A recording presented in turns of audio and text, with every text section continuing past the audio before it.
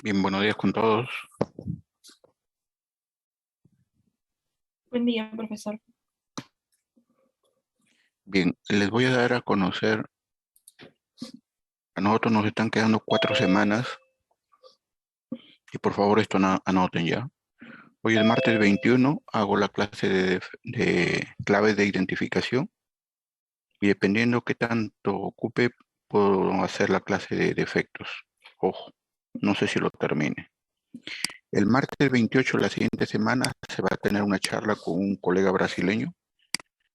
Ellos se van a elaborar una clave electrónica de identificación de maderas y él nos va a dar una charla la siguiente semana. ¿Cuánto tiempo ocupe? No lo sé. Puede ser 1 hora o las 2 horas. Pero si ocupa menos de las 2 horas, lógicamente yo utilizaré para las exposiciones, que ahorita les explico. El martes 5 es el tercer paso. Y el martes 12 se termina con las exposiciones. Ahí termina todo. Con respecto al paso corto, ustedes me dieron un paso corto la semana pasada sobre 15 puntos. Ustedes dirán, ¿y los otros 5 puntos de dónde salen? Va a haber una pregunta de 5 puntos que lo voy a tomar, no sé, la siguiente semana, no sé, y se les suma. ¿Quieren ver esas notas de ese paso corto? Al final se las muestro, ¿ya? Yo voy a tomar en el periodo que me está correspondiendo dictar, yo voy a tomar 2 pasos cortos. Uno, el que han dado, que está parcial, falta 5 puntos. Y el otro paso corto sale de las exposiciones. O sea, ustedes van a tener 2 pasos cortos conmigo y un paso grande que es el martes 5, creo que ya es octubre. ¿Qué más?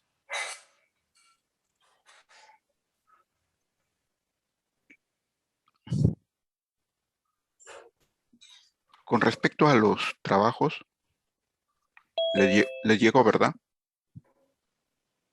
Sí, profesor, nos llegó el correo. Ok. Ahí están separados por grupos.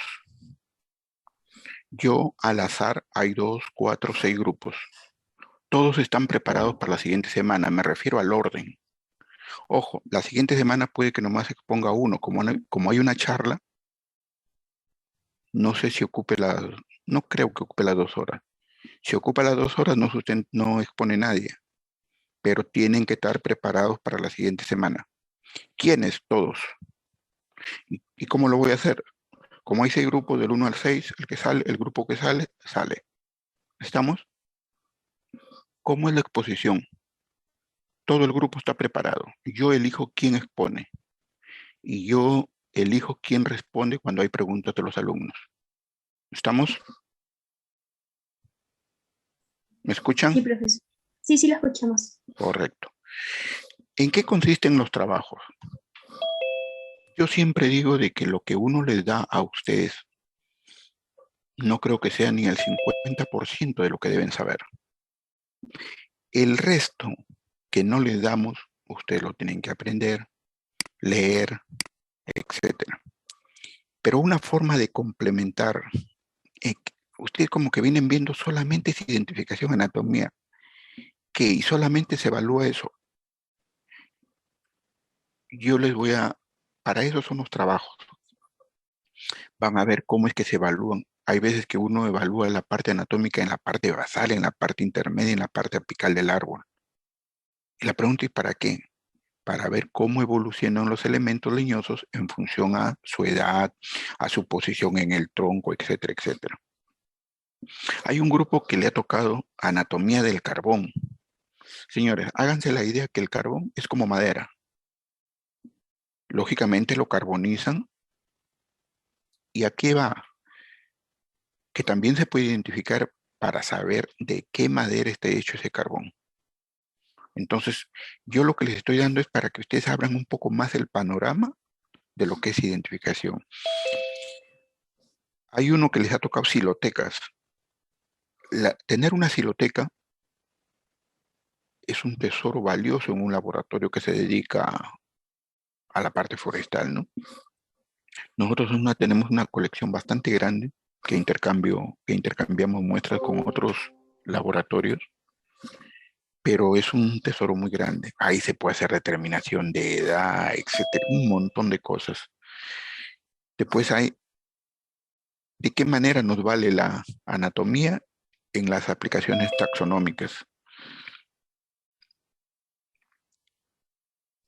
Por ejemplo, hay uno que le ha tocado descripción de especies utilizadas en embarcaciones. Ustedes pasarán el tiempo y harán una tesis. Con que ustedes se cojan, por decir, que se llame, pues, ¿qué les digo? Maderas utilizadas en canoas en la ciudad de Loreto. Y esa es una tesis ya. Lo único que tienen que hacer es colectar qué muestras son para conocer de qué especie estamos hablando. De hecho, para hacer canoas no es cualquier madera. Entonces, miren, y es una tesis ya. Por ejemplo, nosotros estamos haciendo ahorita un trabajo de investigación que se llama Los que conocen Iquitos, de allá sale muy buena artesanía con madera. Entonces, maderas utilizadas en artesanía en la ciudad de Iquitos. Esa es una tesis ya. Entonces, lo que quiero es que este trabajo a usted les abre el panorama de lo que se puede hacer, de lo que se puede hacer y lo que comprende el conocimiento de la anatomía de madera. No, no solamente es identificación, tiene muchos otros aspectos en los que ustedes pueden estudiar a la madera, ¿no? Entonces, quedó claro con respecto a la exposición. Ustedes están preparados para la siguiente semana todos, porque yo simplemente hago un sorteo. Porque se crea un problema y yo porque tengo menos tiempo, por otro tiene más tiempo. Entonces, ojo, algo más. Si en el trabajo que les ha tocado, les está tocando propiedades físicas de la madera, no lo toquen para nada, porque propiedades físicas es otro curso. Simplemente centrarse, por favor, en lo que es anatomía de la madera. No entren a densidad, contracciones, ese es otro curso que todavía ustedes no lo han llevado. ¿Estamos? ¿Preguntas con respecto al trabajo? Algo más. Cuando los trabajos son grupales, siempre hay unos que trabajan y otros que no trabajan. Eso es muy común. Yo les pido, pues, de favor, si es que hay uno que no trabaja, simplemente no le pongan su nombre. Pero igualito le voy a preguntar. Entonces, todos tienen que estar preparados. ¿Preguntas?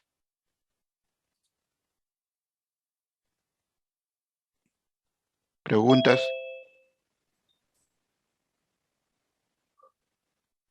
¿Nada? Bien, Todo claro, profesor. bien. Entonces está claro, ya está que cómo es que llegamos de aquí hasta el final. Son 4 semanas. Ya saben qué vamos a hacer en cada semana. Bien, entonces al final les muestro las notas de su paso corto. Ojo, esa nota es sobre 15. A usted le está faltando 5. 5 lo voy a tomar en una pregunta en cualquier día, ¿ya?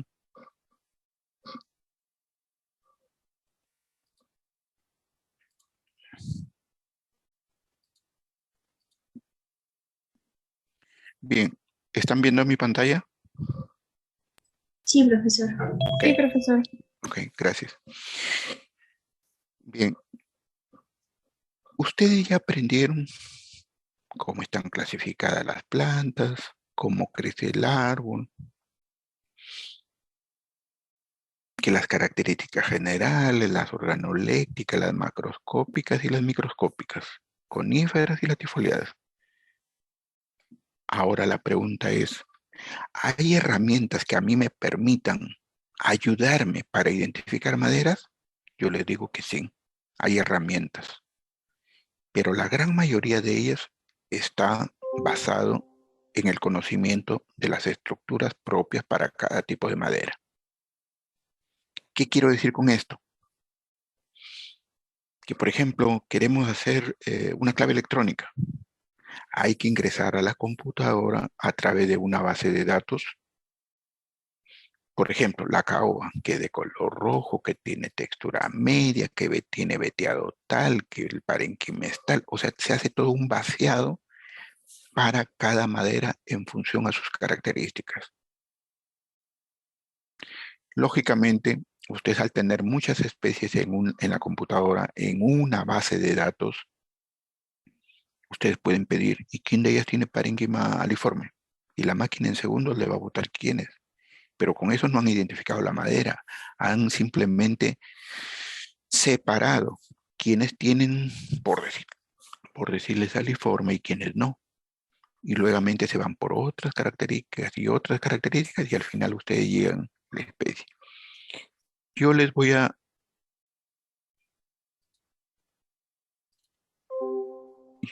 hacer ver todas los tipos de claves que hay. En los últimos años se han desarrollado métodos bastante rápidos, sin embargo tienen la desventaja que hay que tener equipos sofisticados, ¿no?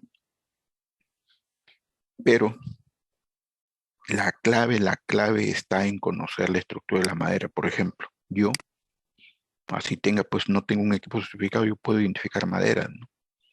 Entonces, pero es bueno que ustedes sepan todos los medios en los que ustedes pueden ayudarse para identificar madera.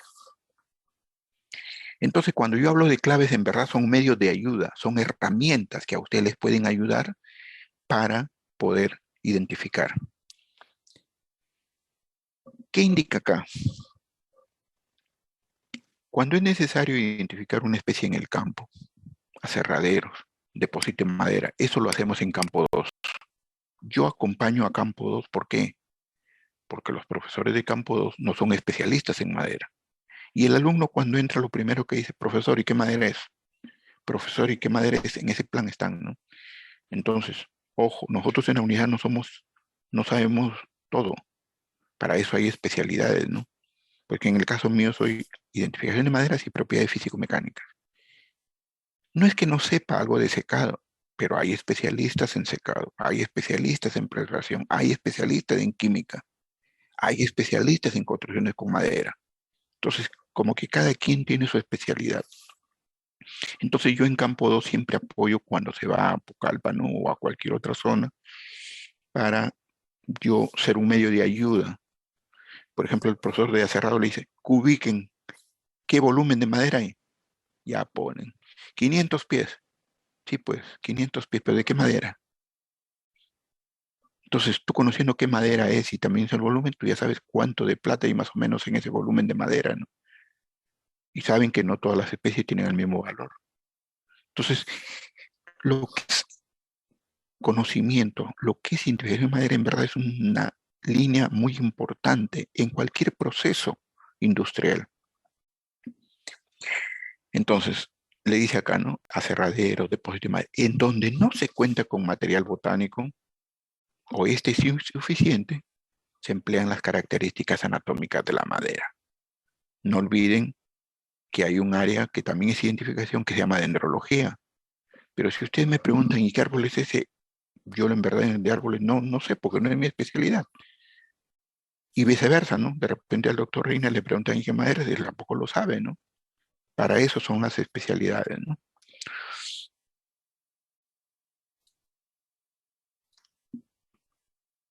¿Qué dice acá?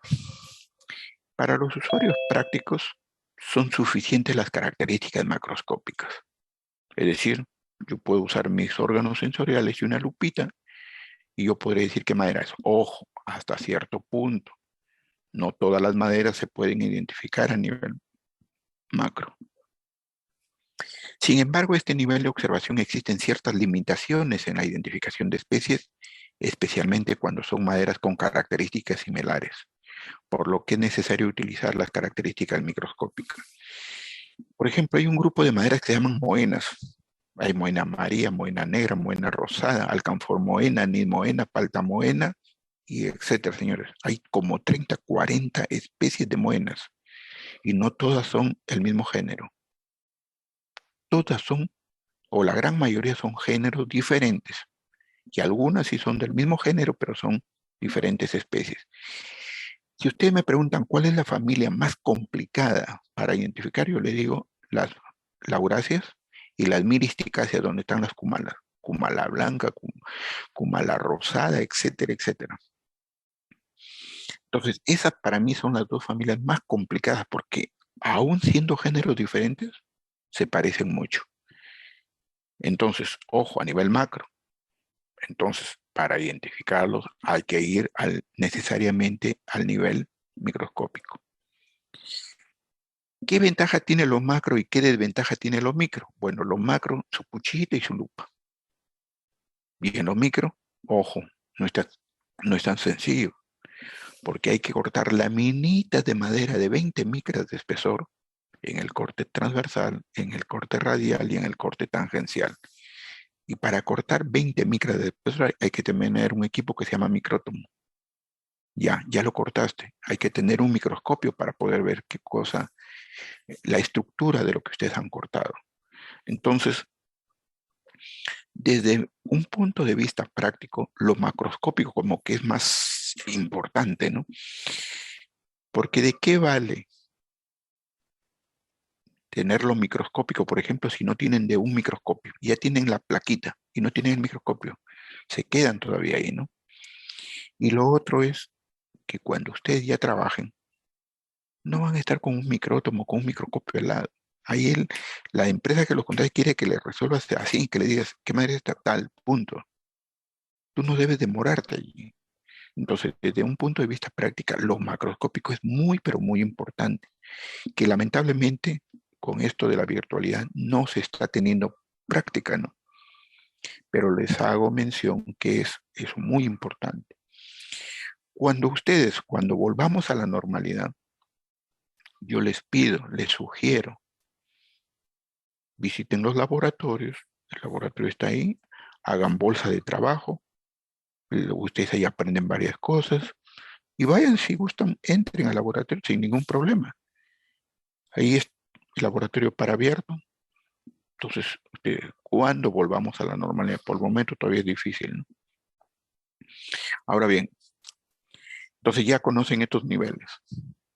Para la identificación de especies existen diferentes métodos llamados también claves de identificación. Por ejemplo, aquí he señalado 4, pero aquí yo podría poner otra que se llama, más conocido como NIR, ¿no? Espectroscopía infrarroja cercana. Viene de las siglas en inglés y el otro es eh, espectrofotometría de masas. También son métodos de identificación, pero son recontra sofisticados, ¿no? Vamos a detallar más o menos cada uno de ellos. Por medios químicos.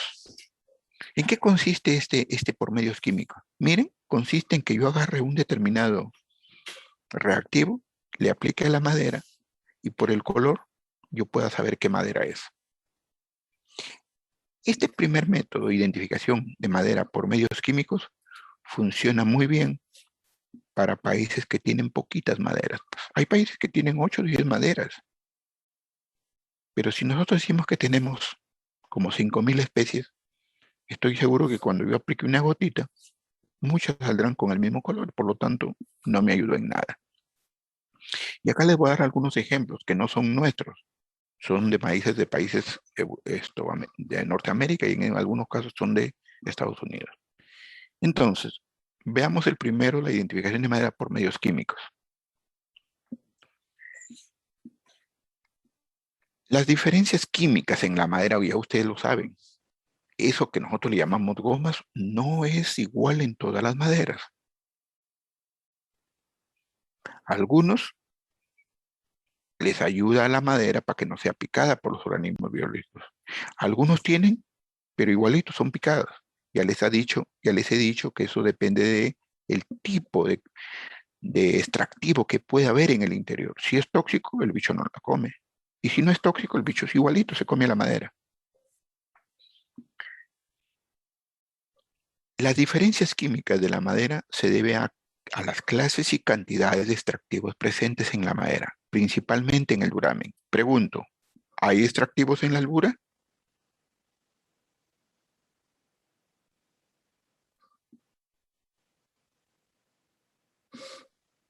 Roque. No, profesor, porque el duramen es tejido muerto.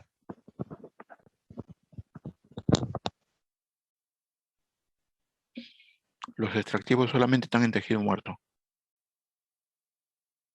¿no?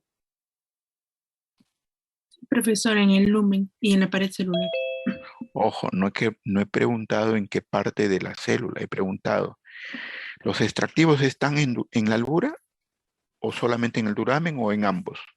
No confundan, parte de la sección transversal, albura, duramen.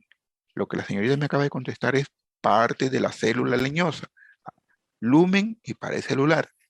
No confundan. Pregunto, ¿hay extractivos en la albura? No, profesor. No. ¿Por qué? Porque básicamente la albura es tejido conductor de agua. Ahí todavía, en lo que es la albura, todavía es posible que no todas las células hayan alcanzado su madurez. Lógicamente el duramen, la parte del duramen es un tejido más antiguo, de mayor edad. Por eso yo siempre digo, lo que en algún momento es albura, más adelante, con el pasar de los años, se convertirá en duramen, ¿sí o no? Sí. Ok. Entonces, por consiguiente, la identificación de maderas por medios químicos depende de la posibilidad de determinación de la presencia de uno o más materiales extraños, específico para una determinada madera, ya sea por ya sea por la reacción del color producido por un reactivo aplicado en la superficie de la madera, o por uno o varios métodos aplicados en la química. Miren, y esto es complejo, no es tan sencillito para nuestras maderas. Como está basado en los componentes químicos, en los componentes de los extractivos, acá esto por medios químicos tenemos dos tipos, ¿no? Uso de reactivos químicos y la quimiotaxonomía. Quimotaxonomía no es otra cosa que la fitoquímica. O sea, ver los componentes que tiene cada planta, que no son iguales, lógicamente, ¿no? Identificación por medios químicos. Miren, lo separa en dos.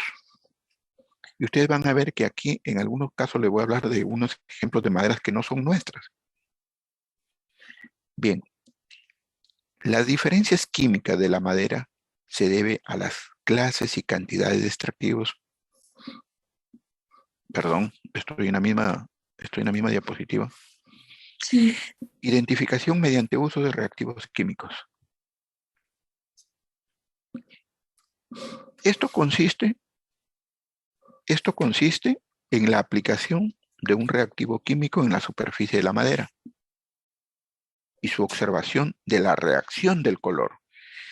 Por ejemplo, ¿qué hacen los que controlan el tráfico de drogas? Tienen un frasquito pequeñito, dicen vamos a hacer la prueba de campo. Ponen cualquier herramienta que pueda introducirse, le agregan esta, si torna un color azulado, PVC. En madera es algo similar, pero ojo, es más complicado, porque en nuestras maderas estoy seguro que muchas de ellas tienen el mismo color, entonces como que no te ayuden en nada. Bueno, y su observación de la reacción del color resultante. Como ejemplo, miren, tenemos una prueba para disparar el arce rojo. Este no es madera nuestra. Del arce de almendra, tampoco. Esto es Estados Unidos. Entonces, miren, ¿en qué consiste para ese tipo de madera? Dicho procedimiento consiste en aplicar unas gotas de solución saturada de sulfato ferroso en agua a la madera, desarrollando el arce rojo un color negro azulado intenso y el arce de almendra se convierte en un color verdoso. Vuelvo a repetir, esto funciona muy bien para aquellos países que tienen poquitas maderas, que lógicamente no igual al nuestro, que es bosque tropical, en donde hay miles de especies. Definitivamente este método no es práctico para nuestras maderas, lo que les vengo diciendo, pues con seguridad muchas de ellas en la reacción del reactivo resultarán del mismo color, que no ayudarán en la identificación respectiva. Creo que eso queda claro. Es uno de los métodos, pero para nuestro caso, para nuestra realidad, no es práctico. ¿Está claro? Sí, profesor. Correcto. Ese es uno mediante reactivos químicos. Ahora viene la quimotaxonomía. Este en realidad es lo que ahora ya también le llaman fitoquímica, ¿no? Bien, el uso del análisis químico de compuestos en plantas como un medio de clasificar las plantas es denominado quimotaxonomía. Los materiales extraídos son analizados por métodos clásicos como espectrometría y cromatografía. Estos métodos pueden aplicarse a la identificación de maderas. Así, el pino Jeffrey, nosotros no tenemos pinos, nosotros no tenemos estos pinos. Puede separarse del pino ponderosa por la composición de los aceites esenciales, que consiste de 90 a 95 de heptanol normal en el pino Jeffrey y de una mezcla de alfa y beta pineno y luminina en el pino ponderosa. Imagínense a lo que se llega, ¿no? A identificar los tipos de componentes en cada resina, ¿no? Definitivamente estos no son pinos nuestros, simplemente les pongo ahí para que ustedes tengan una noción de a qué nivel se llega, ¿no? Y en qué consiste esta metodología. También el duramen del pino yak puede diferenciar desde el pino incienso por la destilación fraccional o por el análisis cromatográfico líquido gas de sus terpenos. Aquí entra taller química que da miedo. En forestales, hasta donde yo sé, tengo conocimiento, no es, hay un cromatográfico en lo que es química forestal, pero no creo que sea para este tipo de análisis. ¿De acuerdo? Eso es el uso de reactivos químicos, ¿no? Aplicando una gota o separando y viendo los tipos de componentes que hay o que componen los extractivos en la madera. ¿Lo hemos utilizado nosotros en el país? No, no es práctico. Viene una segunda herramienta o clave de identificación, le llaman clave por tarjetas perforadas. Miren, como ustedes verán, es una simple tarjeta que está, miren, la 1 dice, está ligado a vasos o poros, ¿no? Exclusivamente solitarios, múltiples radiales de electrodos. Trata de detallar todas las características con respecto a vasos. Si ustedes se van acá, dice parénquima. Aquí están todos los tipos y cada una tiene un número que va correlativo, miren. ¿De acuerdo? Si quieren saber de radios, aquí está. Así son solitarios, tipo 1, tipo 2, tipo 3, agregados, homogéneos, etc. Todo lo que han aprendido. Y acá están las fibras de paredes delgadas, si son septadas, etc. ¿Qué más hay acá? Físicas, que el color de la madera, si tiene olor, no tiene olor. Anillo de crecimiento, si son diferenciados o no. Otras características que dice acá, índice, ¿qué dice? Zona geográfica, ¿de qué parte? De la Asia, Norteamérica, ese tipo de cosas, ¿no? Y miren, acá va la familia, acá se coloca el nombre científico y acá el vulgar.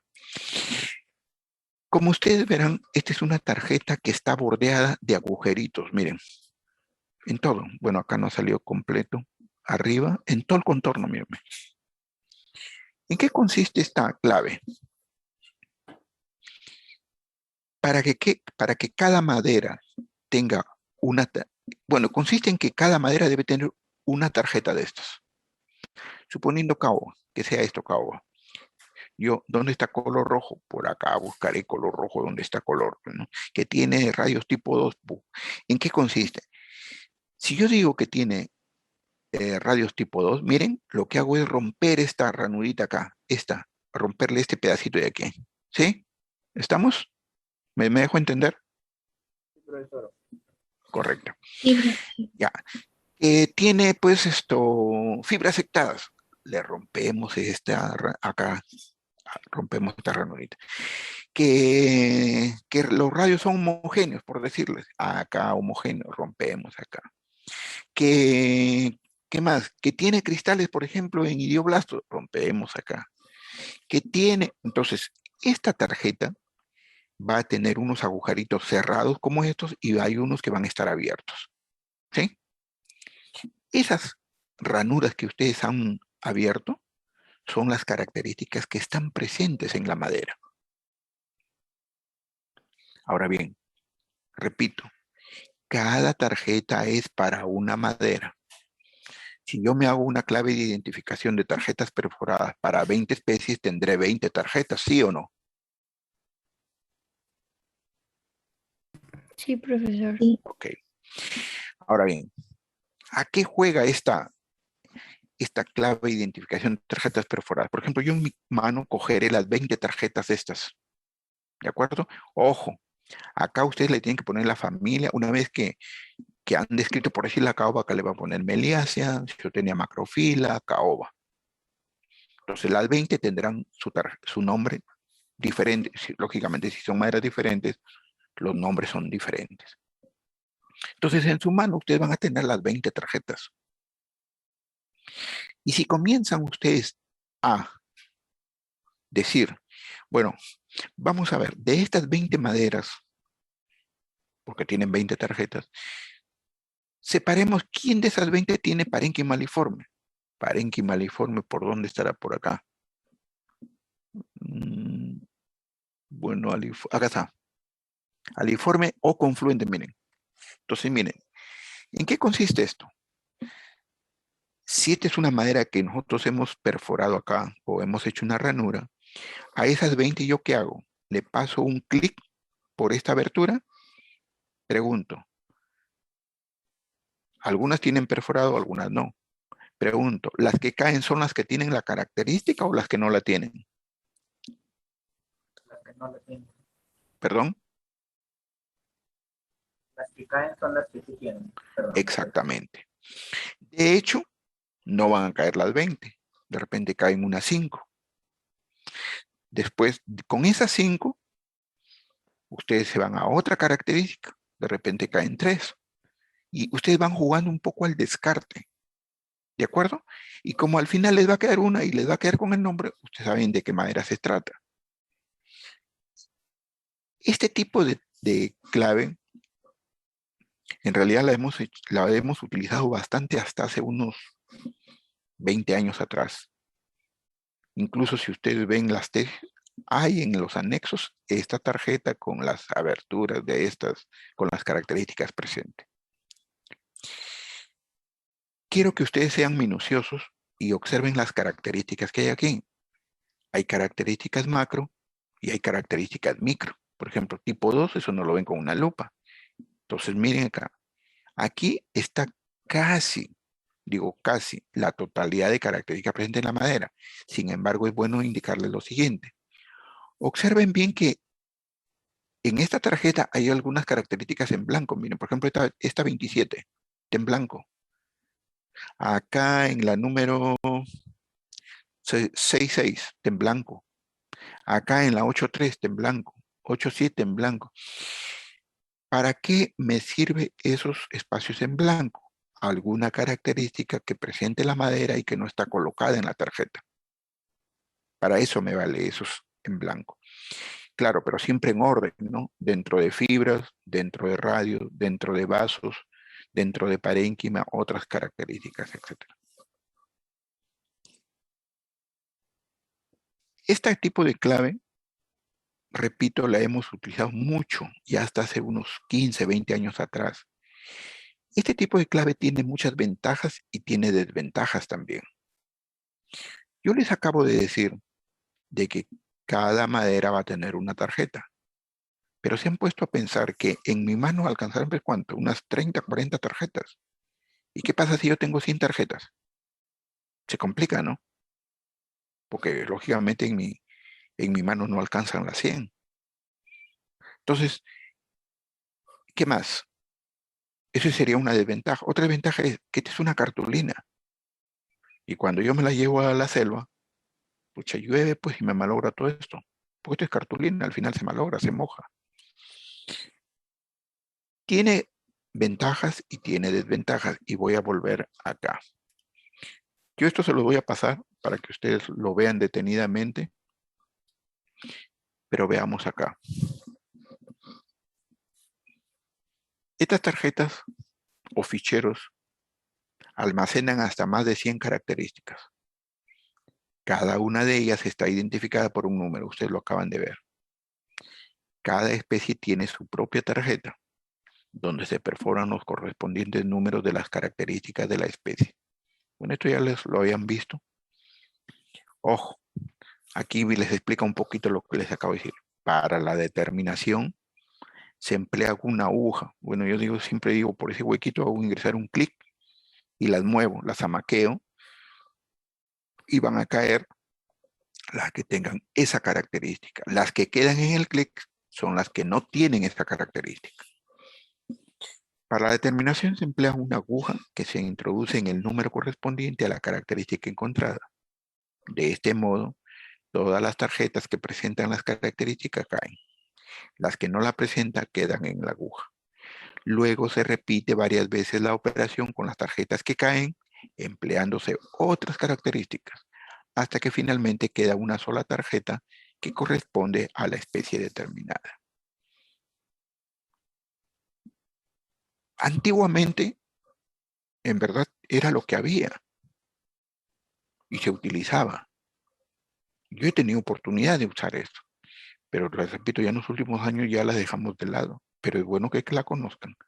Al final es una herramienta más. Entonces, esta es el segundo tipo de clave o segunda herramienta que nosotros utilizamos. ¿Qué ventajas tiene y qué desventajas tienen estas claves de tarjetas perforadas? Ojo con esto. Ventajas. Se puede establecer para muchas especies y su determinación es rápida. Ojo. Dice para muchas especies. Sí, pues, pero yo les vuelvo a repetir. En mi mano, pues, ¿cuánto? 20, 30, 40 tarjetas, no más. ¿Y qué pasa si tengo 100? Hay que hacerlo por partes. Entonces, ya la ventaja se convierte en una desventaja. Acá no hay que seguir un orden. O sea, ustedes pueden empezar por la característica y de frente se van a lo micro. Se pueden a lo macro. Acá no hay que seguir un orden. Y esto es muy importante. ¿Para qué? Con la clave que viene posteriormente. Ahí sí hay que seguir un orden. No puedo empezar yo por cualquier característica. Entonces, esto es importante. Se puede empezar con cualquier característica y no hay que seguir un orden determinado. Se puede colocar todas las características en la tarjeta y también es fácil agregar características en una clave ya establecida.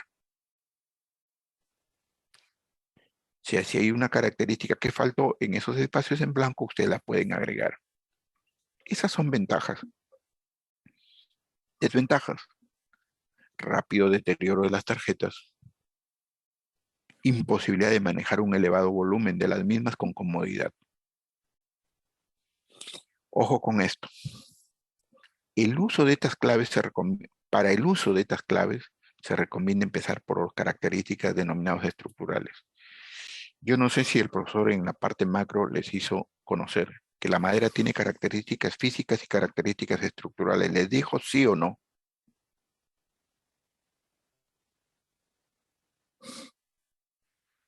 Tolentino, ¿les dijo el profesor sí o no?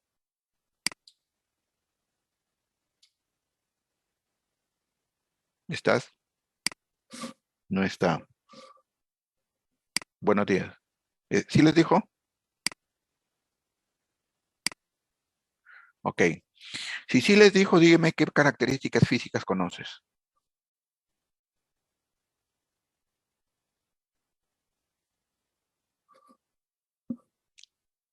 Señorita, ¿me escucha? Ya. Dime algunas características físicas de la madera.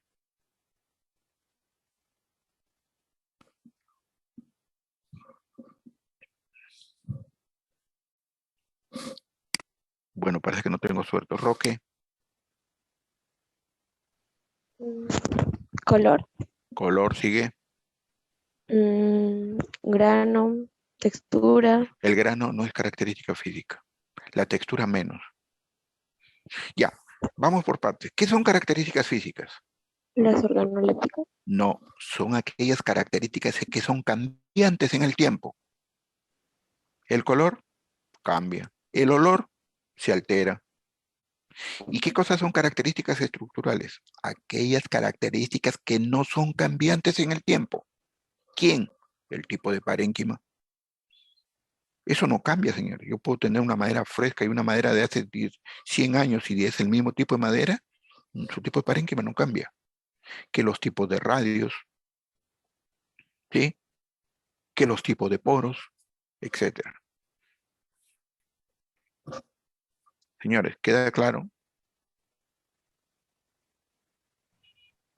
Sí, profesor. Profesor. Granados. Buenos días, profe. Señorita, ¿me entendió lo que he dicho? No. Sí, profe, recién ingresé de nuevo porque mi internet falló. O sea, que yo les puedo volver a preguntar esto. Pero me sorprende que cuando pregunto físicas y todo el mundo se queda callado, ¿no? Y me dicen que sí les han dicho. Ya, seguimos. Entonces dice que para el uso de estas tarjetas, dice, se recomienda empezar con las características que llamamos estructurales. Ahí les dice que antes de intervenir las características cuantitativas, no olviden que nosotros medimos también que el número de poros, que el diámetro de poro, que la longitud de fibra. Esas características se llaman, que son cuantitativas, en realidad pasan a un segundo o tercer plano. Porque si ustedes saben, las características o los elementos leñosos difieren entre especies, entre árboles, dentro de un mismo árbol, dentro de las diferentes partes del árbol y aún dentro de una misma pieza de madera, las características, especialmente cuantitativas, cambian en los árboles. Que varían según los individuos en tamaño, número de poros, densidad, que dependen y por qué varían. Porque tienen diferente origen, diferente edad, diferente velocidad de crecimiento de los árboles, etcétera, etcétera. ¿Quedó claro? Sí, profe.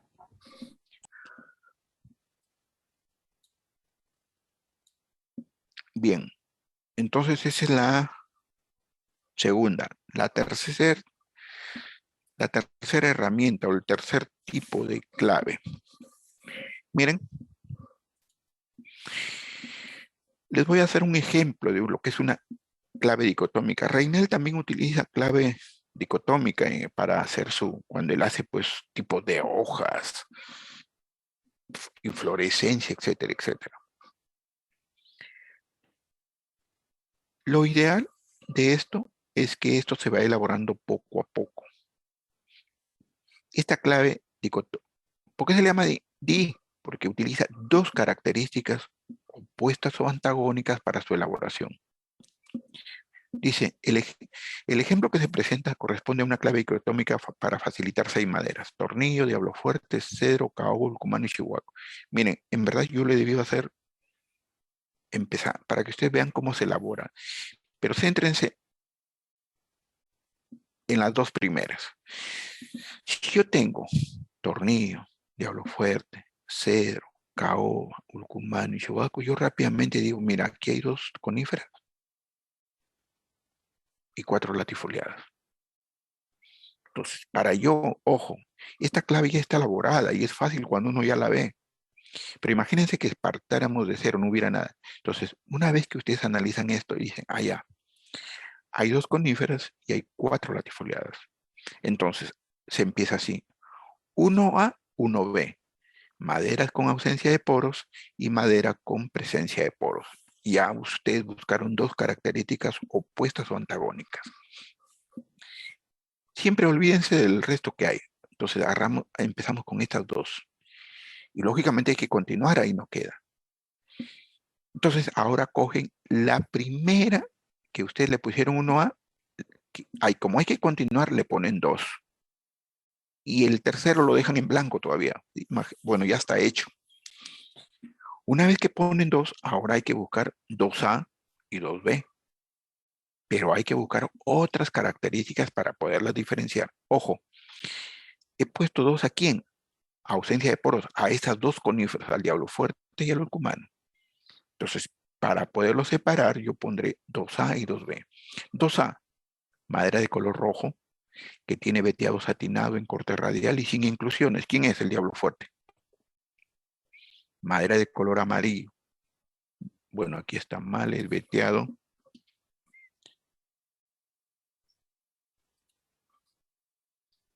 Ajá, ya sé por qué está así. Era porque no daba. Bueno, veteado en líneas paralelas en corte radial con parénquima difuso. ¿Quién es el ulcumano? Miren, siempre cuando ya se va a poner el nombre, ustedes pueden poner aquí más características si es que las hubiera, ¿no? Como yo ya, disculpen el término, ya maté este 2, ahora aquí recién pongo 3. Y al poner 3, pongo 3A y 3B, que me voy ahora a centrar en tornillo, cedro, caoba y chihuahuaco. Bien, 3A y 3B. 3A, maderas con parénquima marginal, y 3B, maderas con parénquima para traquear. Ya, miren, siempre son opuestas, ¿no? No es lo mismo. Olvídense de este 5 y al primero le ponemos 4. Ahora hay que buscar 4A y 4B. Miren, madera con radios estratificados, poros obstruidos por gomas, de tamaño mediano y anillos de crecimiento delimitados por parénquima marginal. ¿Quién es? Caoba. Si ustedes observan caoba y cedro, miren, van a ver, tienen muy parecido, mírenme. Maderas con radios no estratificados. Ah, bueno, esa es una diferencia, ¿no? Anillos de crecimiento delimitados por anillos porosos. Yo no sé si ustedes han tenido oportunidad de ver cedro, siempre en el límite del parénquima marginal tiene los poros más grandes, por anillos porosos y parénquima marginal. Ojo que la caoba también tiene parénquima marginal, pero son del mismo tamaño, no es como acá. Poros grandes y medianos, sabor amargo, que no lo tiene la caoba, y olor agradable, cedro. Miren, hay diferencias entre los dos. Como ya ustedes terminaron con el 4A y el 4B, acá recién ponen 5. Y se van al 5A y el 5B. 5A, madera de color rojo, parénquima basicéntrica, poros grandes y solitarios. ¿Quién es? Tornillo. Madera de color marrón, parénquima aliforme o basicéntrico, poros medianos, presencia de sílice en los vasos y radios estratificados. Chihuahuaco. Hacer esta clave de 6, y como ustedes la han visto, parece sencillito. Pero yo estoy seguro que si no, yo no hubiera puesto nada, la cosa es complicada. ¿Y por dónde empiezo? Acá, recuerdan que en la clave anterior ustedes podían empezar por cualquier característica, ¿recuerdan? Acá no. Si yo ya elaboré esta clave para 6 especies, esta clave dicotómica para estas 6 especies, y empiezo por ausencia y presencia de poros, si alguien quiere empezar por parénquima, esta clave no vale, así de simple. Acá sí hay que seguir un orden establecido. Tú tienes que seguir ese orden de elaboración. Si tú alteras el orden, la clave no funciona. 2. Esta clave funciona para las 6 especies. Si tú dices, mira, apareció una 7ª especie, hay que incluirla. Esta clave ya no vale. Hay que partir de 0. Entonces, esta clave dicotómica, ¿en qué se basa? En elegir dos características opuestas o antagónicas y ir avanzando poco a poco hasta... Ya, un ratito, por favor. Termino con esto y las preguntas, ¿ya? Esto... Van avanzando, van avanzando. Yo creo que ya, señorita, adelante, Len. Sí, profesor, disculpe. Al inicio creo que dijo que la clave ya estaba establecida, pero, o sea, ¿a qué se refería con eso? Porque, o sea, ahora con lo que está explicando es como que cada clave depende del evaluador, o sea, con qué quiere comenzar, las maneras que Ya, tiene. ok. Mira, yo voy a borrar esto por el momento. Incluso, miren, ustedes tenían 6 maderas. Ya, pues, ya, elaboren una clave dicotómica. ¿Y por dónde empiezo? Empieza la pregunta. Tienen que pasar de las características, ojo, opuestas y de mayor importancia. Nadie de ustedes quiere empezar, por ejemplo, con esa de por color. Porque sabemos que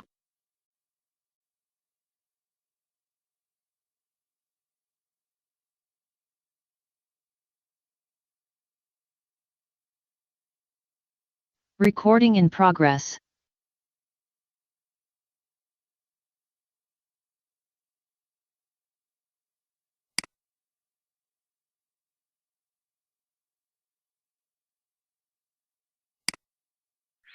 voy a buscar el transporte hasta aquí. Y, bueno, lo que pasa es que ya está elaborado, pero miren, ahí. Una vez que ya tengo el par, ahora este 1A le coloco 2. Por eso les digo, ya está hecha y se ve bien sencillito. Ahora,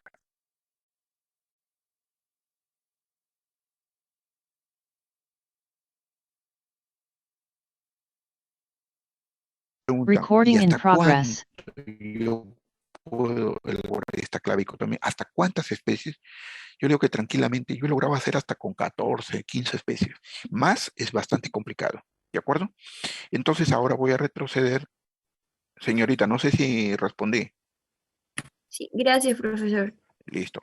Voy a retroceder y vamos a ver en qué consiste, qué ventajas y qué desventajas tiene. Dicotómica o de doble entrada, como ustedes habrán visto, siempre utiliza par de características, pero ojo, opuestas o antagónicas, ¿no?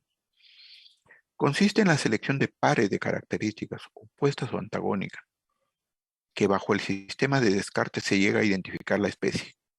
Por ejemplo, presencia o ausencia de poros, poros solitarios o poros múltiples, parénquima apotraqueal o paratraqueal, pero siempre va buscando un par de características y siempre yendo por las más consistentes y ir bajando hacia las menos consistentes, ¿no? ¿Tiene desventajas este tipo de clave? Sí. Primero, la elección de las características debe ser con precisión en lo referente a la prioridad o importancia de ellas. ¿Por qué yo empecé con poros, presencia o ausencia? Porque eso es algo bien contrastante en ambos. No puede haber equivocación. Pero, por ejemplo, si alguien quisiese empezar pues por color de madera, no, el color no es tan consistente. Hay que ir por las características más consistentes, más importantes para elaborar. Un ratito, señorita, ahorita, para su elaboración. Termino y le respondo a las consultas, ¿bien? Entonces, la elección de las características debe ser con precisión en lo referente a la prioridad o importancia de ellas. Ojo con esto, en la determinación hay que seguir un orden establecido, por lo tanto no se puede empezar con cualquier característica. Esta, ¿quién lo tenía? La clave anterior, acá no. Si tú empezaste por ausencia o presencia de poros, por ahí tienes que empezar. No puedes alterar el orden. Se establece para una región determinada y para un número reducido de especies. Por ejemplo, yo me puedo elaborar una clave dicotómica para las especies comerciales de Puerto Maldonado. Estoy seguro que serán 8 o 10 especies. Entonces yo tranquilo, ojo. Pero esa clave para esa zona es bien difícil que yo me la lleve a Pucallpa, porque de repente en Pucallpa se comercializan otras especies. La cantidad de características es limitada y no es posible introducir nuevas características, a diferencia del anterior donde sí tú podías agregar, ¿no? Además, si se quiere incluir una nueva especie, se hace necesaria la confección de una nueva clave. Este tipo de claves debe usarse cuando el número de muestras a estudiar sea pequeño. Y ustedes dirán, ¿y cuánto pequeño? En realidad yo diría que hasta 14 especies es fácil. Por encima ya es bastante, pero bastante complicado. Y donde exista variabilidad en ciertas características utilizadas. Por ejemplo, yo les he dicho hace ratito de que las lauráceas son bastante complicadas porque todas se parecen. ¿Ustedes creen que sería factible hacer una dicotómica? Definitivamente no, porque todas las características en las muestras son bien parecidas. Entonces no me ayudaría. Y miren lo que dice acá. Sea pequeño y donde exista variabilidad de los caracteres utilizados. Bonito sería pues que una tenga un parénquima, otro diferente, que el tipo de grano, que el tipo de textura, etcétera, etcétera. Ahora sí, señorita, adelante. Sí, profesor, quería preguntar si en el orden establecido para esta clave las características saltantes estarían al final o por ser, no sé, característico de cada especie estarían al inicio del orden. Eh, a ver, señorita, discúlpeme. ¿Puedo volver a repetir? Disculpes, por favor. Sí, preguntaba si para este orden de esta clave las características saltantes estarían al final, o sea, las características últimas que, que evaluaríamos para las maderas, ¿no? Que tenemos en la muestra. Saltante te está refiriendo a eso que toqué en la clase anterior que tuvo Ajá, laticífero. Ajá. Buena, señorita. Eso está importante. ¿Saben por qué? Pregunto, ¿esta clave dicotómica que yo he elaborado son características macro o micro? Macro. Macro. Yo no he usado ninguna micro. ¿Sí o no? Esta es una diferencia también importante entre la clave de tarjetas perforadas versus una dicotómica. Mientras que la de tarjetas perforadas utiliza las características macro y micro, la dicotómica, ojo, desde un punto de vista práctico interesa mucho las macro. Y yo no he utilizado ninguna característica microscópica. ¿Se dan cuenta o no? ¿Lo están observando? sí, profesor. Entonces, si yo te pregunto, desde un punto de vista práctico, entre una dicotómica y una tarjeta de perforadas, si nos vamos a la madera de Arbozovich y te digo, elabora una clave, ¿cuál eliges? La dicotómica. Lógicamente que sí. ¿Por qué? Porque solamente vas a utilizar tu cuchillita, tu lupa y las maderas, punto. Nada que microótomo, nada que microscopio. Entonces, eso, qué bueno que hayas hecho la observación, que me había olvidado de decirlo, pero este tiene una ventaja. ¿De acuerdo? A diferencia del anterior. ¿Logré responder la pregunta? Sí, profesor, gracias. Listo. Seguimos. Van 3, la cuarta. Identificación por computadora. Bueno, lo que es las bases de datos ha evolucionado mucho en los últimos años. ¿Cómo lo comparo con esto? Bueno, ahora ya estamos con celular, pero antes pues teníamos nuestra línea fija y no conocías el teléfono de tu primo. Llamabas al 104 y dije, ¿me podrías dar el número de...? Y ellos entraban a su base, ya, y te daban el número y ya tú lo tenías a la mano. Más o menos, ¿qué cosa hace? Ahí pues tienen miles y millones de usuarios con nombres y números de teléfono. Algo similar se hace por computadora. ¿Pero qué implica? Que tú también hagas una base de datos de todas las maderas, con sus características de cada madera. O sea, vas haciendo una base de datos. Y ponte que tengas 6.000 especies ahí.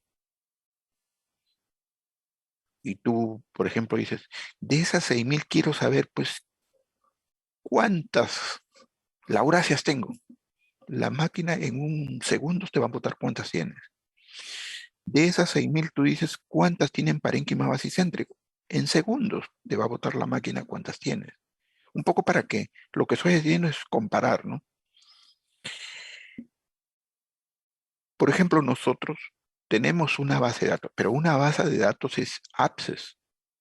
Y el Excel no es una base de datos, es una hoja de cálculo.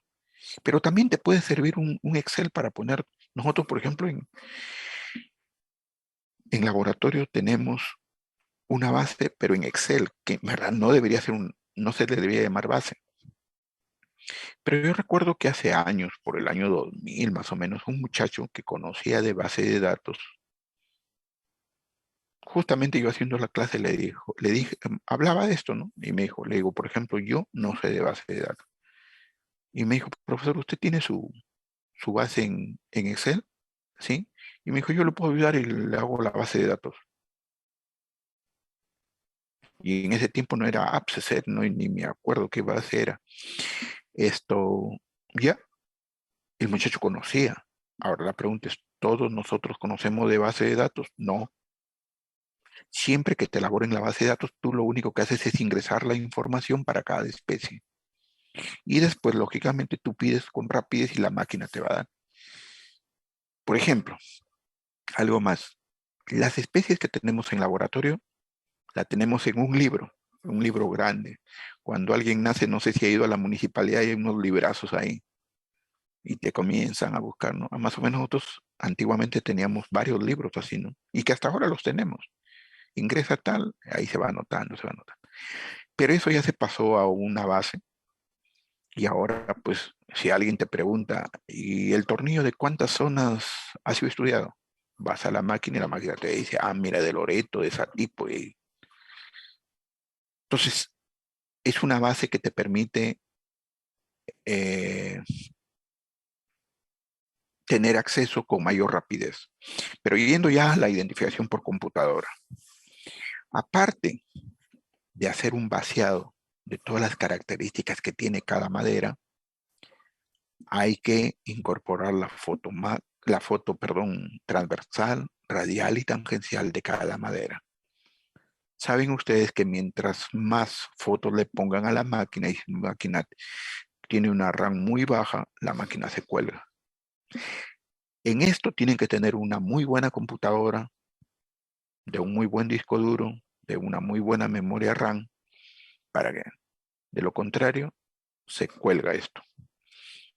¿Tenemos todos nosotros en una base de datos? No, señores, tenemos parte. La mayoría piensa que este es un trabajo que se hace de hoy para mañana. No. Cuando uno toma fotos hay que tomar las mejores fotos. El que menos piensa que uno entra, va y cliquea y punto. No. Hay que buscar las mejores imágenes y demora. Lógicamente, si es que ustedes quieren colocar buen material. Y les digo de que nosotros no tenemos actualizado o todas las especies están en no. Pero esta identificación computarizada, miren, tiene como base a las características anatómicas de las maderas. La computadora no te da por arte de magia. Tienes tú que incorporarle, hacerle un vaciado de las características, permitiendo la formación de una base de datos consultable con rapidez y eficiencia, constituyendo una valiosa ayuda para el anatomista, pues reduce costos y tiempos de dedicación, ya que reduce el número de equivalencias potenciales para una especie desconocida desde millares a unas pocas. Miren, en el año 95, quien trabajaba conmigo, el profesor Acevedo, él fue a Japón. Estoy hablando del año 95, ¿eh?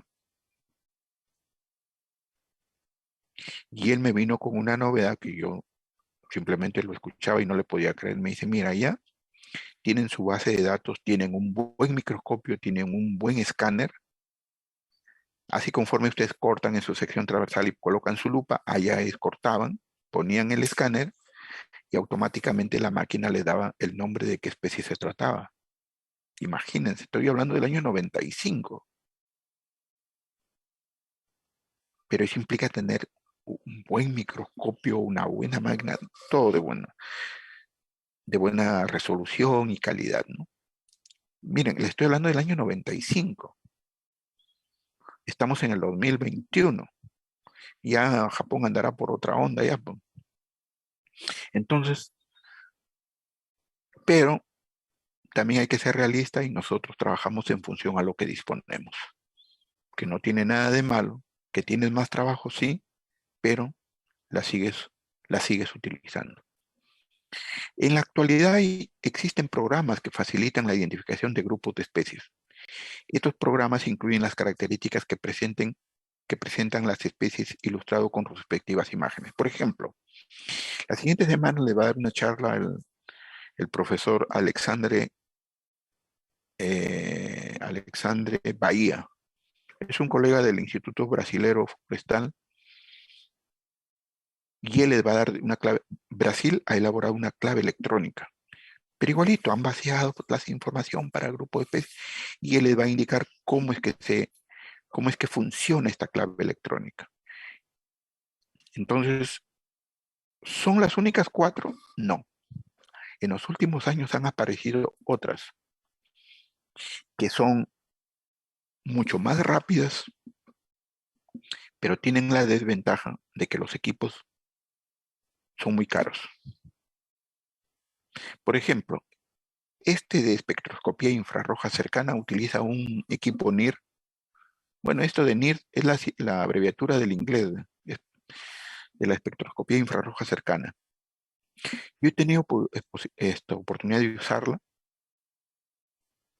y es un equipo, pues, en realidad parece una copiadora, una impresora pequeña nomás, pero vale $100,000.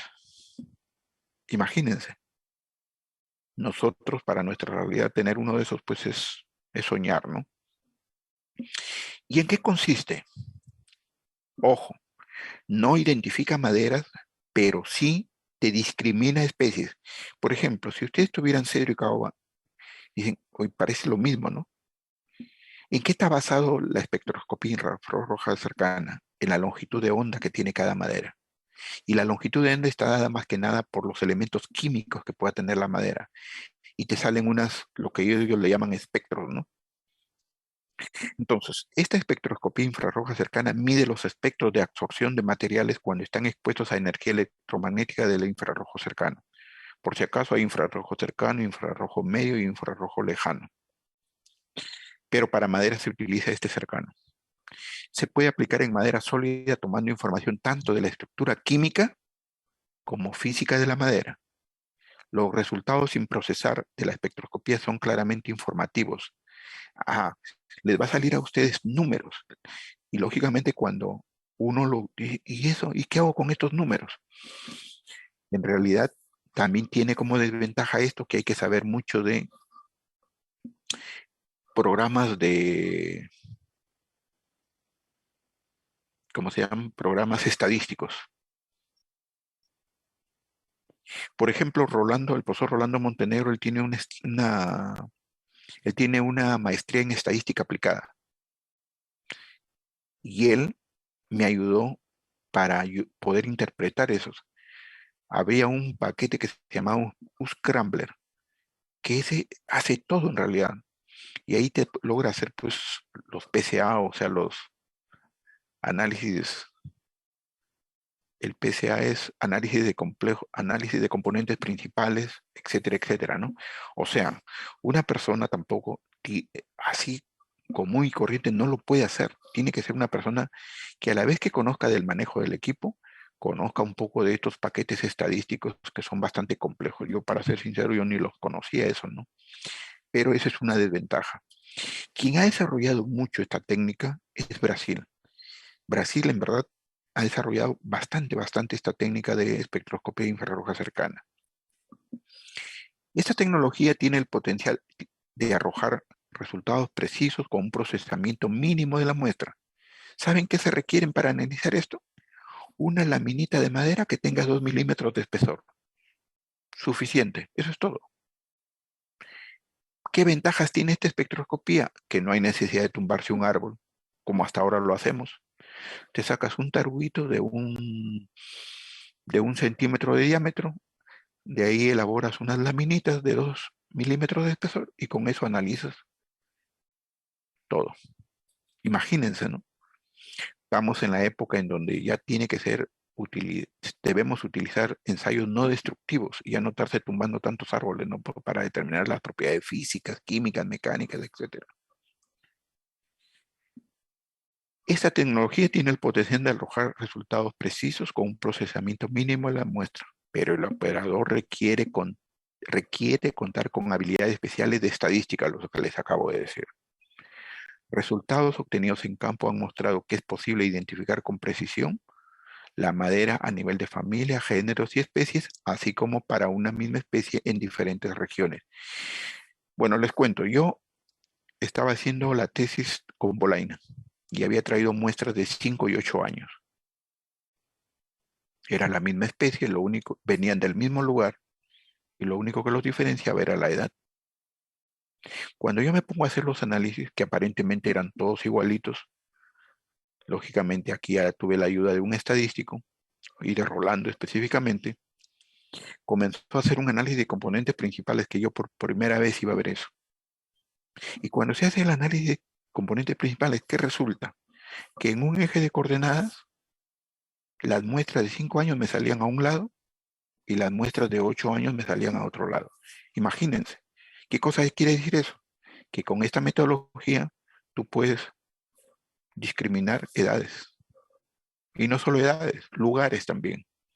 Porque los espectros que te da, por decir, caoba de Puerto Inca es diferente a lo de caoba de Loreto, por decir.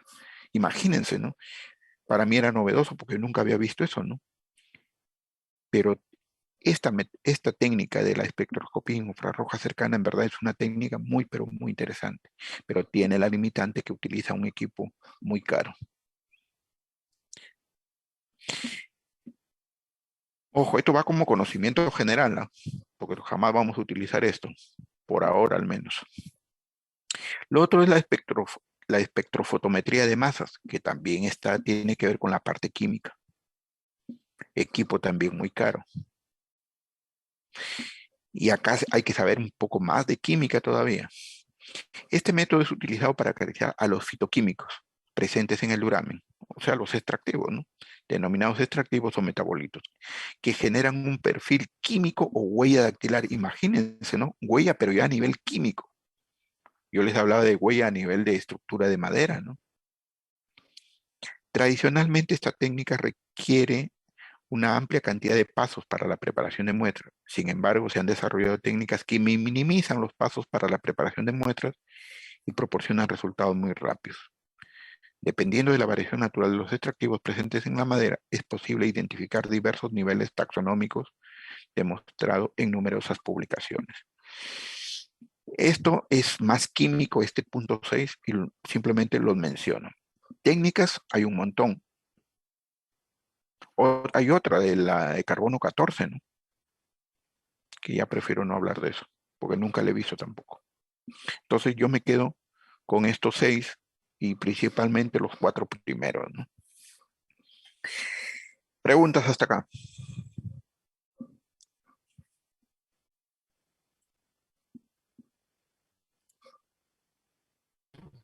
Profesor, buenos días, ¿me escucho bien? Entrecortado, te escucho. A ver, habla. Ahora, igual intercortado. No importa, sí, ya sigue, para no demorar. Consulté en lo que es base de datos. Entiendo que en SciWood hay como números.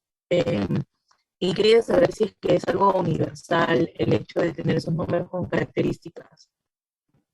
No sé si se entendió.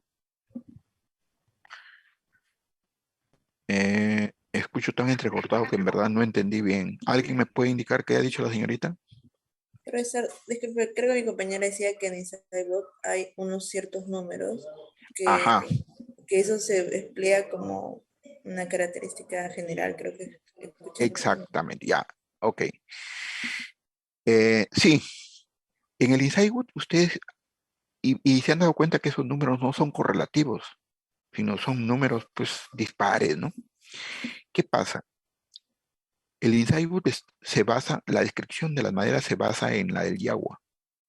Y la del Yawa utiliza desde lo más elemental, anillos de crecimiento, una característica 1, anillos distintivos 2, anillos no distintivos 3, y así se va hasta lo último. Esa norma del Yawa, de latifoliadas, tiene, si mal no recuerdo, como 450 características. Entonces, lo que ha hecho el InsightWood es, por ejemplo, si la característica 46 es parenquimaliforme, ellos te ponen 46 parenquimaliforme. O sea, te está mencionando el número de la característica correspondiente a la norma del Yawa. ¿Me dejo entender?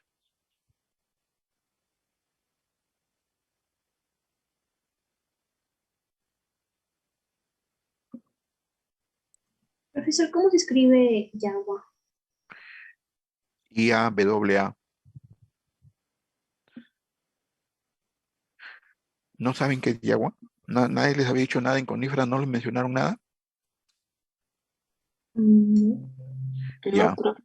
ya, yo les voy a dar las normas del YAGUA, porque hay para coníferas y hay para latifoliadas, para que tengan conocimiento. Esa es la Biblia para todo aquel muchacho que hace tesis en anatomía. Tiene que conocer, y la ventaja del YAGUA es, se lo voy a mandar a todos, ¿ya? La ventaja del YAGUA es que está bien ilustrado. Por ejemplo, te dice fibras sectadas, te dice consiste en tal y prum, imagen. Que radios homogéneos, consiste en tal, pum, imagen. Todo está bien ilustrado. Se lo voy a mandar. Bueno, para conocimiento general, porque jamás les voy a preguntar esto, la parte. Pero mucho de lo que yo les he enseñado características, ahí lo pueden visualizar en los ejemplos que aparecen en esa norma. Es una norma. ¿Algo más?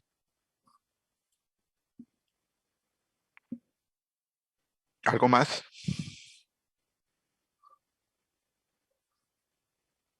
Ya que todos están durmiendo, creo. Profesor, y si estuviéramos en presencial, ¿qué clave utilizaríamos en laboratorio? ¿Qué clave Ajá. podríamos hacer? ¿Qué clave? Ustedes dicen dos claves.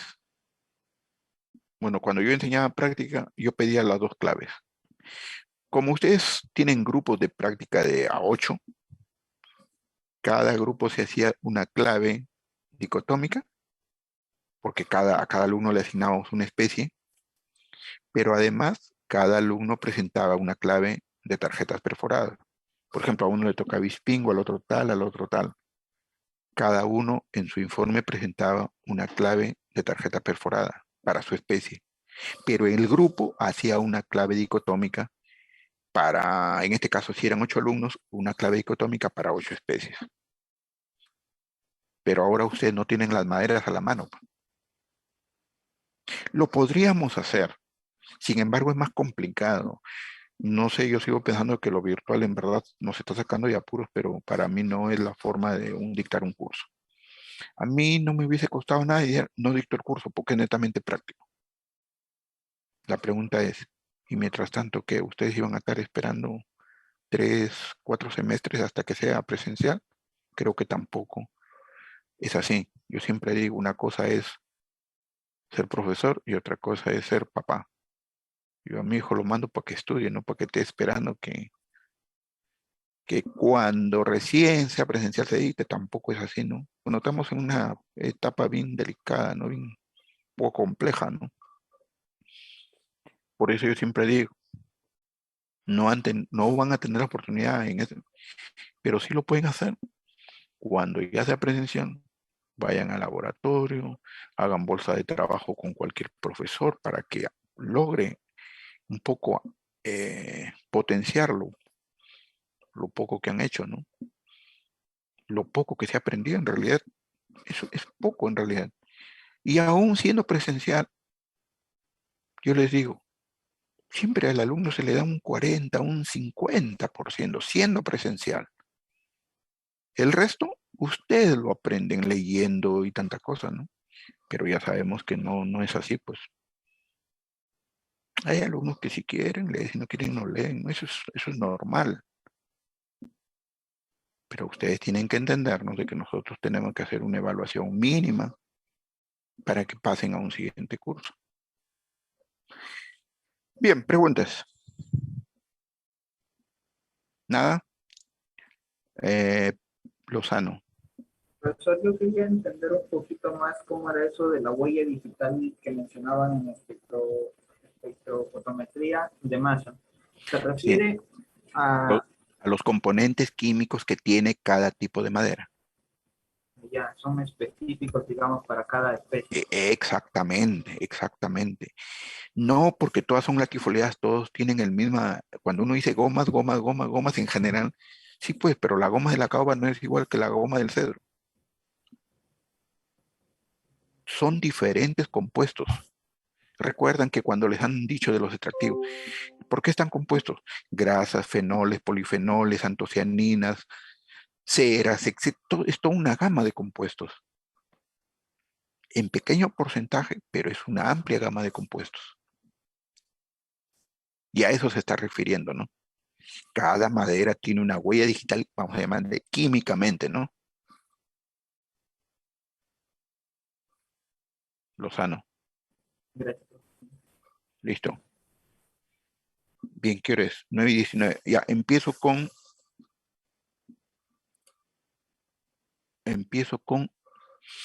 Bien, entonces ustedes ya saben ahora tipos de claves o herramientas que te facilitan la identificación. Ahora vamos a tocar un tema que está referido a defectos de la madera. Si ustedes me preguntan qué es un defecto, ojo, no toda la madera que sacamos del bosque es de buena calidad. Hay maderas que vienen con defectos. ¿Y qué pasa con la madera que viene con defectos? Desvaloriza su valor económico, estético, etcétera, etcétera. Si yo les digo, díganme un defecto, picaduras, madera torcida, madera rajada, madera agrietada, nudos, etcétera. Sí, pues, hay defectos. ¿Y cómo hacemos con los defectos? ¿Se aceptan o no se aceptan? Se aceptan, son medibles, y si estos no pasan las tolerancias que indican las normas, es aceptado. Pero si lo sobrepasa, ya es simplemente desechado. Yo les quiero hacer ver en esta clase que hay defectos, múltiples defectos. Miren, hay defectos desde que el árbol está creciendo. Y son naturales, le llamamos. ¿Por qué? El arbolito crece, forma sus ramitas y esas ramitas te dejan nudos. Y eso es algo natural, pues. Hay defectos que el árbol ya es adulto, lo cortan, sacan tablones y la madera se raja. Ya es un defecto de secado. Tumbaron el árbol y la madera se comienza a picar. Ya es un defecto de ataque de organismos biológicos. Entonces, lo que yo voy a ver acá son defectos exclusivamente de aquellos defectos que se forman durante el crecimiento de los árboles. No voy a tocar defectos después que el árbol es tumbado. ¿Por qué? Porque después de tumbado el árbol, ustedes ya tienen un curso de secado de la madera y ahí van a ver los defectos de secado. Ya hay defecto por ataque de organismos biológicos y los van a ver en, creo que es en preservación de la madera. Ya hay defectos de aserrío, o sea, cuando yo corto la madera, eso lo verán en campo 2 también, todo eso es campo 2, en aserrío. Yo voy a ver exclusivamente los defectos que se forman durante el crecimiento de los árboles y que son llamados también defectos naturales. ¿Estamos? Bien. Ustedes saben de que la madera es un material de naturaleza orgánica que es susceptible de presentar una amplia gama de defectos, por lo que cualquier irregularidad o imperfección que afecte a sus propiedades, ojo, físicas, mecánicas y químicas de una pieza de madera es considerado un defecto. Basta que tenga uno de esos defectos, lógicamente desvaloriza económicamente a la madera, además de hacerle perder pues toda su, si es una madera valiosa, su belleza, etcétera, etcétera, ¿no? La presencia de estos defectos hacen que se reduzca el volumen utilizable de madera, así como también influya en su durabilidad, su resistencia mecánica y su valor estético. Cualquiera sea la causa de la aparición de defectos de la madera, es necesario conocer los diversos tipos de defectos, su origen y la manera de medir su magnitud, pues permitirá la aplicación de métodos para tolerar su presencia, tipo, forma, tamaño y ubicación. ¿Qué quiero decir con esto? Que no es porque haya un defecto y a la madera no vale. Depende para qué es y depende qué dice la norma. Por ejemplo, para poste dice, se permitirán nudos cuyo diámetro del nudo no sobrepase 1/3 del diámetro del poste, del diámetro sí, pues, del diámetro del poste, ¿no? Entonces uno tiene que seguir esas normas. Si no lo sobrepasa, lógicamente puede ser aceptado. Sin embargo, les digo de que en el comercio de la madera, lo que vamos a llamarle la carnecita en madera, es lo que se exporta.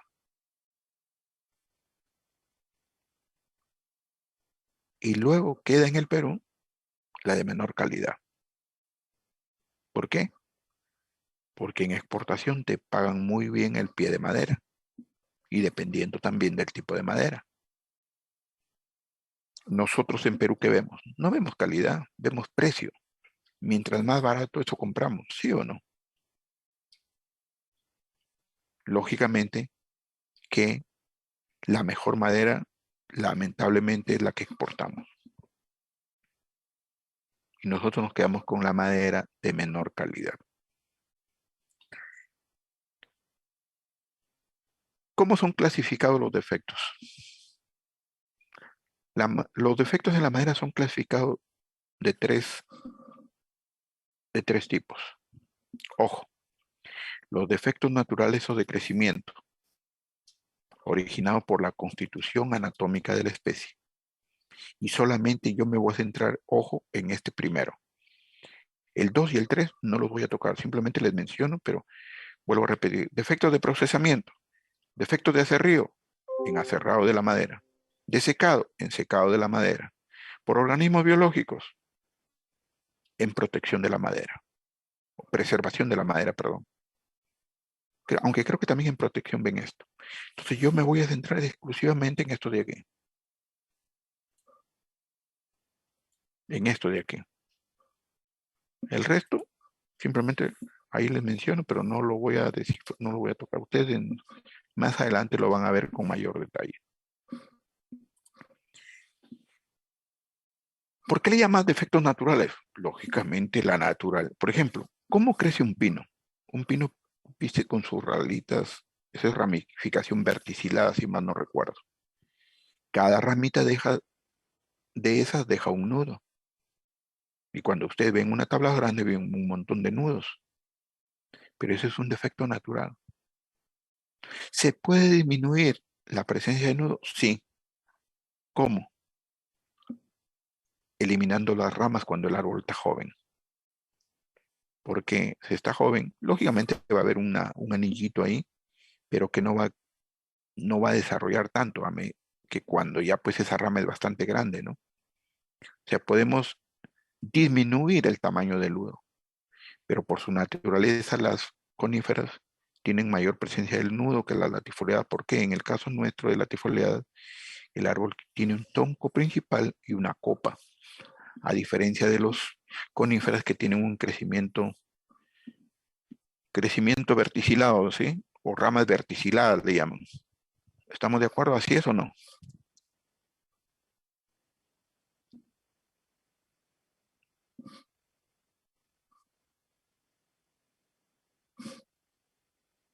Valencia. Ah, Varas.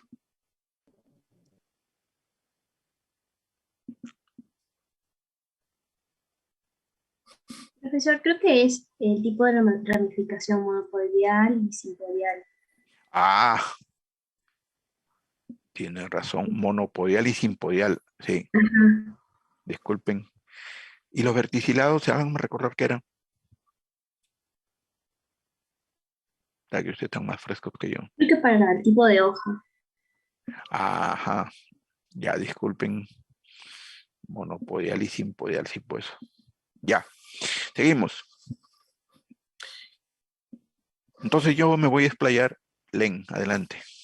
Profesor, disculpe, me parece que recuerdo que había un tipo tipo de ramificación también que era verticilado. No me acuerdo de si es que era Sí, exactamente verticilado.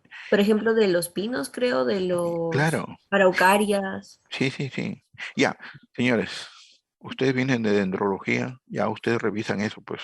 No sé si me equivoqué o no, pero yo estoy seguro que es verticilado eso. Pero bueno, ya ustedes revisan eso, pues. Sigo. Entonces, les decía que yo me voy a centrar más en los defectos naturales. Dice, la madera como producto natural renovable se desarrolla generalmente al aire libre. Está expuesto a condiciones de viento e intemperismo. Por ello es común observar diversas características asociadas al crecimiento de los árboles. A estas características se les denomina defectos, aunque en realidad son características naturales que tienen su origen cuando el árbol está en pleno proceso de desarrollo. Y el ejemplo más común es un nudo. Los defectos naturales más comunes que se presentan en madera son nudos. Miren, ustedes han visto creo que es grano inclinado y entrecruzado. Pero miren que es un defecto. ¿Ah? Madera de reacción, no saben qué cosa es. Bandas anchas de parénquima. Hay maderas que tienen unas bandas bastante anchas. Y miren, es considerado un defecto. Pero ¿quién le va a quitar a la banda si eso es algo común en la especie? Pero es considerado un defecto. Y ahora viene la pregunta, ¿y por qué las bandas anchas de parénquima es un defecto? En su momento les voy a indicar. ¿Ya? Médula excéntrica y médula incluida. Médula excéntrica es que normalmente los árboles tienen en el centro su médula, pero algunas veces no lo encuentran en el centro, lo encuentran tirada a un lado. ¿Y por qué? Porque el árbol está expuesto a viento, está expuesto en una pendiente y lógicamente ya no crece céntrica, sino se va para un lado. Médula incluida. La médula incluida en verdad no debería ir en ninguna pieza de madera. ¿Por qué? Porque es un foco de infección y además siempre es propenso a agrietarse o rajarse, que tengo imágenes que les voy a mostrar. Grietas y rajaduras. Aquí me estarán ustedes diciendo, profesor, si usted dice que va a tocar defectos durante el crecimiento del árbol, ¿cómo me va a poner grietas y rajaduras si eso lo puedo ver cuando yo tumbo el árbol y comienzo a cerrar? Y yo le digo que no, que también hay grietas y rajaduras cuando el árbol esté en pie. Si ustedes se van a la sierra, lo más común es ver eucalipto. Y van a ver que el tronco del eucalipto tiene unas grietas, tiene unas rajaduras, estando el árbol en pie. ¿Qué sucede? Ustedes saben cómo es el clima en la sierra. Mucho sol en el día, mucho frío en la noche. La madera. Es decir, en el día se dilata la madera, en la noche se contrae la madera. Ese juego diario, contracción, hinchamiento, hace de que el árbol forme estas grietas y rajaduras. ¿De acuerdo? Entonces ahora me tengo que explayar un poco de cada uno. ¿Qué es un nudo? ¿Qué es lo más común? Bueno, y me de frente nos vamos acá.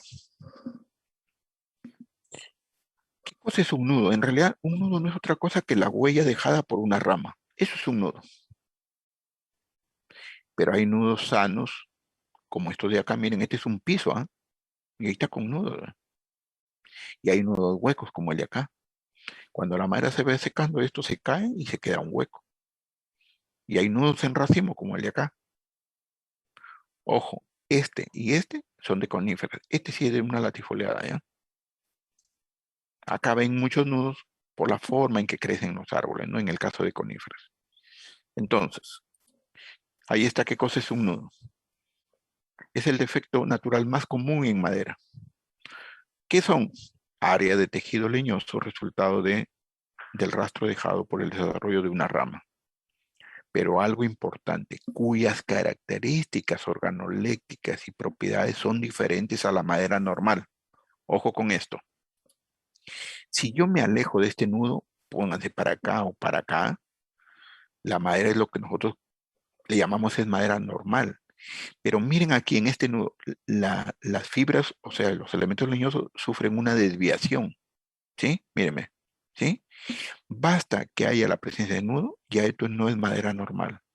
De hecho, si yo aplico resistencia acá, es posible que se quiebre con mayor facilidad.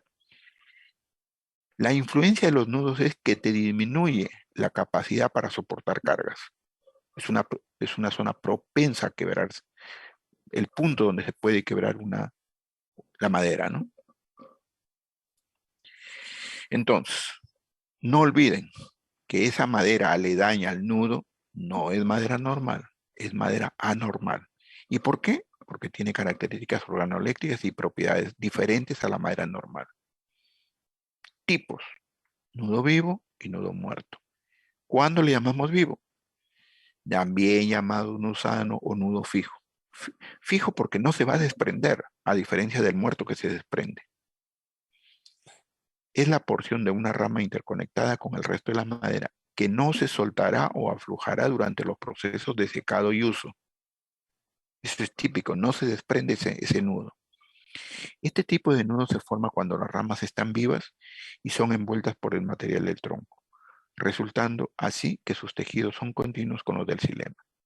No presenta signos de deterioro ni de pudrición, a diferencia del muerto, que es llamado nudo flojo o nudo hueco, y que cuando la madera se va secando se desprende el nudo. Este tipo se forma cuando una rama muere y queda un muñón que acaba rodeado por los tejidos del tronco. En este caso no existe continuidad entre los tejidos del nudo y los del tronco, y debido a ello, los nudos muertos se desprenden con facilidad cuando la madera está cerrada. Y hay un tercero, nudos en racimo, como este de acá. Dos o más nudos agrupados por las desviaciones de las fibras que lo rodean y alteran en gran proporción el grano de toda la pieza. A todo el racimo se le considera como una unidad de nudo, a todo esto. En nuestras maderas también hay la presencia, pero no en la magnitud que es en el caso de coníferas. Ustedes deben haber visto una tabla de pino, varios nudos que aparecen. En cambio, en nuestras maderas, bueno, en una que otra aparece un nudo, pero es un poco raro, ¿no? ¿Preguntas hasta ahí?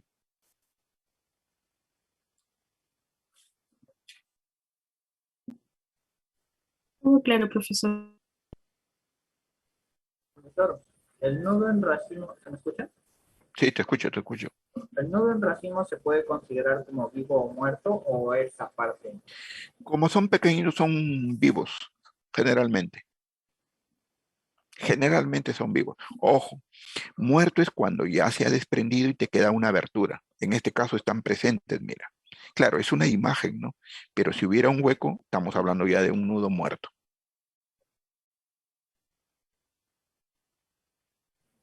Ya. ¿Y pueden haber nudos muertos en racimo o eso sería raro? Es posible, pero yo lo que he visto generalmente son nudos, en el caso de coníferas, son, así en racimos son vivos, ¿no? O sanos. Pero no te compliques la vida. Si uno de ellos lo ves con un hueco ya, es porque se ha desprendido, y en ese caso hablaremos de un nudo en racimo con unos sanos y unos muertos. No se compliquen la vida. A ver, parece que había otra señorita.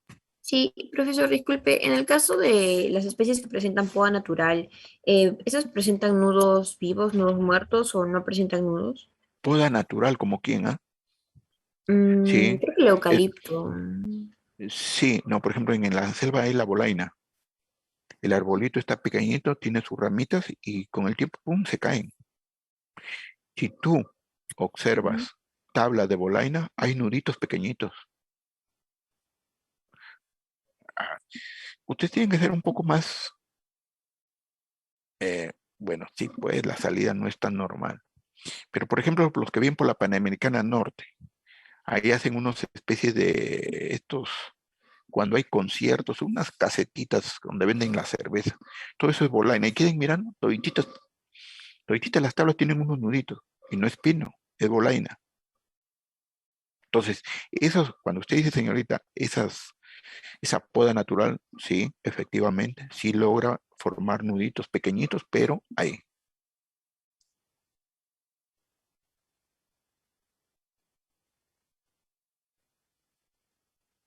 ¿Me escuchan? Ahora sí, se había dejado de escuchar, pensé que era mi internet. ¿Se me escuchó, verdad? Sí, profesor. Profesor, Listo.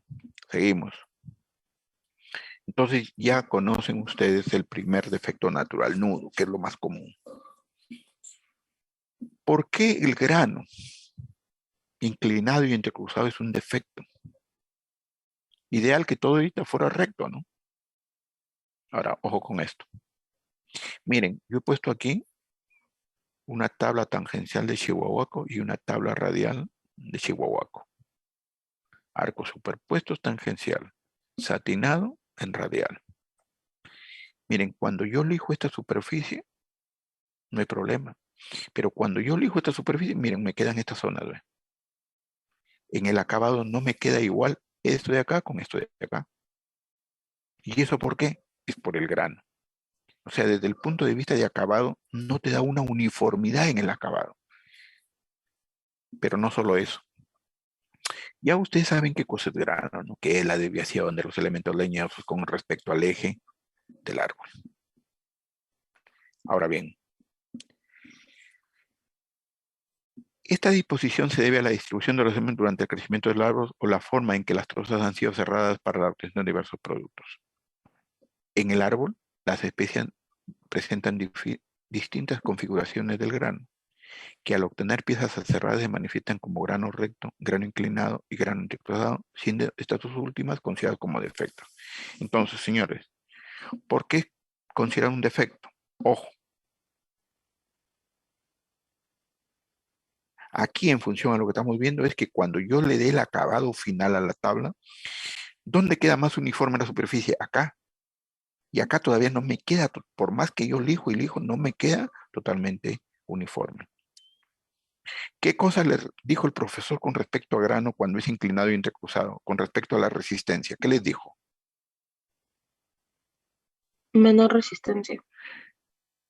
La que tienen granos inclinado y entrecruzado tienen menor resistencia con las que tienen grano recto, ¿verdad?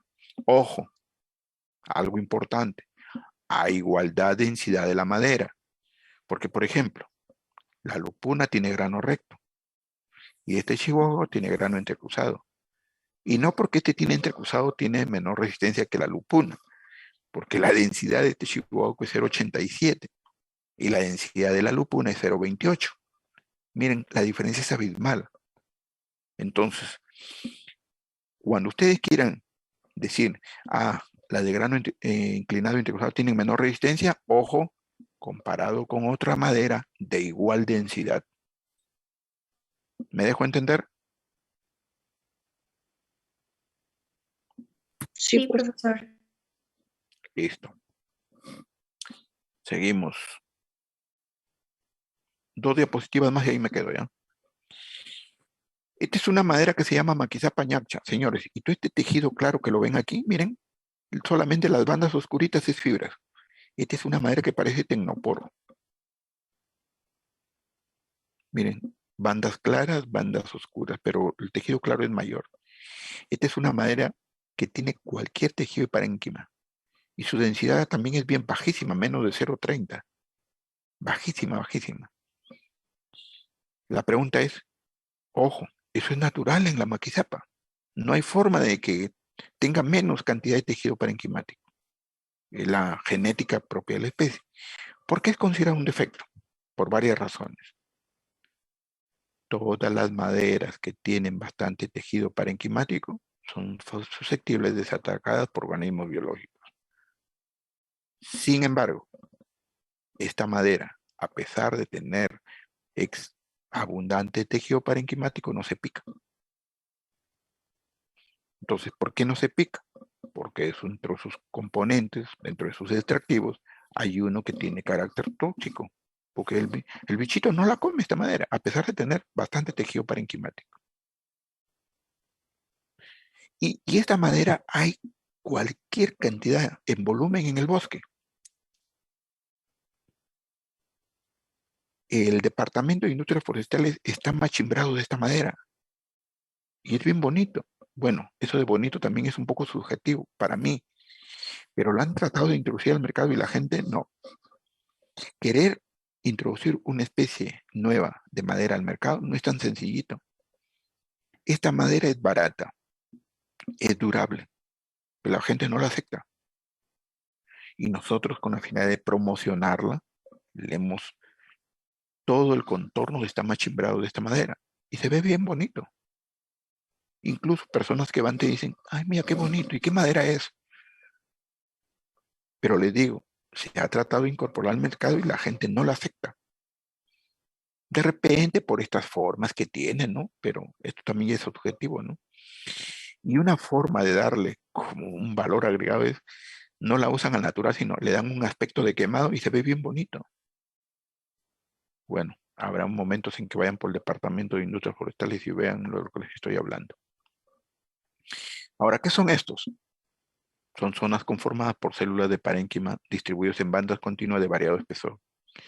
Sirven para almacenar sustancias de reserva, razón por la cual son susceptibles del ataque. Ojo, esto es en general, no estoy hablando para esta especie, ¿no? Son susceptibles al ataque de hongos e insectos cuando la madera presenta un alto grado de humedad. No debe permitirse su presencia en piezas que van a estar sometidas a esfuerzos de compresión. ¿Ustedes creen que yo me puedo hacer una silla cuyas patas sean de esta madera? No, pues, porque es una madera blanda. Y ya en su momento ustedes van a aprender qué son los esfuerzos de flexión, qué son los esfuerzos de compresión. Pero, por ejemplo, en una silla, cuando uno se sienta a las cuatro patas, todas esas cuatro patas están cumpliendo función de compresión. Ahí eso está resistiendo todo el peso nuestro. Y tiene que ser una madera de densidad media, alta, no puede ser cualquier madera, ¿no? En sección transversal de una pieza se le reconoce porque son de color más claro que la parte fibrosa. Esto lo pueden ver acá, ¿no? Por eso es considerado un defecto, pero es un defecto natural. Esto tú no lo puedes alterar. Y finalmente, para el día de hoy, porque ahí no termino, es lo que es médula incluida. Por ejemplo, aquí hay los pales o parihuelas. Miren, están los cuartones, que son los centrales, y sobre eso se clavan tablas. Estos son productos para poder manipular la mercadería con mayor facilidad. No están haciendo uno por uno, sino sobre este palet o parihuela ponen cajas, sacos, etcétera, etcétera. Entonces el montacarga lo traslada. Como ustedes podrán ver en este cuartón, aquí está la parte central que se le llama médula. Y la médula no debe estar permitida en este tipo de productos. ¿Por qué? Porque vaya hasta que haya médula, miren, es un foco de propagación del ataque de organismos biológicos, y lo otro es que se agrieta o se raja con suma facilidad. Entonces, por eso, miren, cuando yo hacía mi resección de pales, esto lo marcaba, eso no se acepta. ¿De acuerdo? Entonces dice que cuando esta parte del tronco, o sea, la médula, queda incluido dentro de una pieza de madera cerrada, es considerado un defecto por representar una zona débil y fácilmente degradable. Básicamente es por eso. Está conformada por los anillos de crecimiento inicial del tronco, constituido por células de parénquima o células muertas. Para reconocerlas se observan los extremos de una pieza de madera y se ubica la zona concéntrica de los anillos de crecimiento para luego determinar su prolongación a lo largo de la pieza. Miren, por ejemplo, miren aquí, a lo largo de toda la pieza, ¿sí? Entonces, básicamente es por eso. Ahí me quedo. Les voy a mostrar. Sí, señorita, adelante. Sí, profesor, disculpe, yo tenía otras consultas de los nudos. El nudo en racimo, ¿hasta cuántos nudos se podría considerar en racimo? ¿Cuántos nudos agrupados? Miren, yo he logrado ver hasta 4, pero pequeñitos, no son nodos grandes por si acaso, son pequeñitos nomás. Pero lo más común es 2, 3, ¿no? Ay, ya está bien. Profesor, y también podría decir que en el nudo muerto, cuando se cae ese nudo, ahí es más propensa al ataque de, no Claro sé. que sí. Es un foco, puede ser un foco de infección para la propagación de organismos que puedan atacar a la madera, ¿no? O al árbol. Ay. Gracias, profesor. ¿Listo? Ok. ¿Qué les quiero hacer ver? Sus notas. Ojo. El paso corto yo tomé sobre 15 puntos. Acá está. Faltan 5. 5 me lo van a dar en cualquier momento. Y ya suman los 20. Las notas son las siguientes.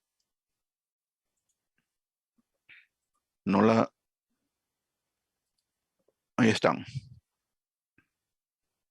Bueno, paso corto es 1, este es 1 y hay 2 va a ser la exposición, ¿no? Ahí están. Bueno, lo voy a disminuir para que lo puedan ver a todos.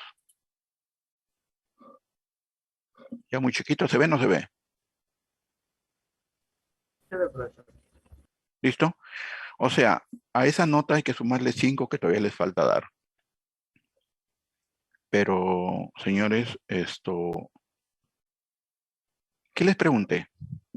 Cosas de lo que yo les he enseñado, que están en sus diapositivas. Entonces, todavía hay la posibilidad de que sumen 5 puntos más. ¿Listo? Preguntas.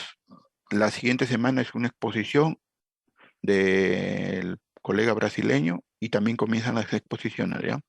Tienen que estar preparados. ¿Preguntas para terminar? Profe, yo tenía una pregunta Dime. respecto a las exposiciones, con respecto al tema de relación de Albura y duramen. ¿Ya? ¿Netamente nos tenemos que centrar solo en ello o también se puede agregar No, algunas características? todo el artículo, señorita. Ah, me estoy olvidando de algo. Las presentaciones solamente son máximo 15 minutos y 5 minutos de preguntas. Ojo, evalúo la participación de todos. No hay que escucho y no pregunto nada. Vuelvo a repetir, el grupo tiene que trabajar. Yo conozco cómo es esto. 2, 3 son los que trabajan y los otros nada. Ustedes no se hagan problemas de que no participan, no le ponen su nombre y punto. Y durante al término, yo digo quién responde o a quién debe responder las preguntas que se hacen. Ojo, está calculado solamente para 20 minutos cada grupo, más no. Ojo, no me llenen diapositivas para ponerse a leer. Las diapositivas valen un poco para qué puntos voy a tocar. Bueno, y si hay algo, pues esto, algo pondrán. Pero no quiero que me coloquen para estar leyendo. Para estar leyendo mejor no pongan nada.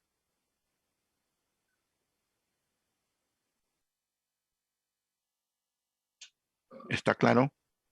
Sí, profesor. Y también solo se presenta diapositivas nada más, ¿cierto? No tenemos que hacer algún Word de No, resumen ni nada. no, las presentaciones me las pasan.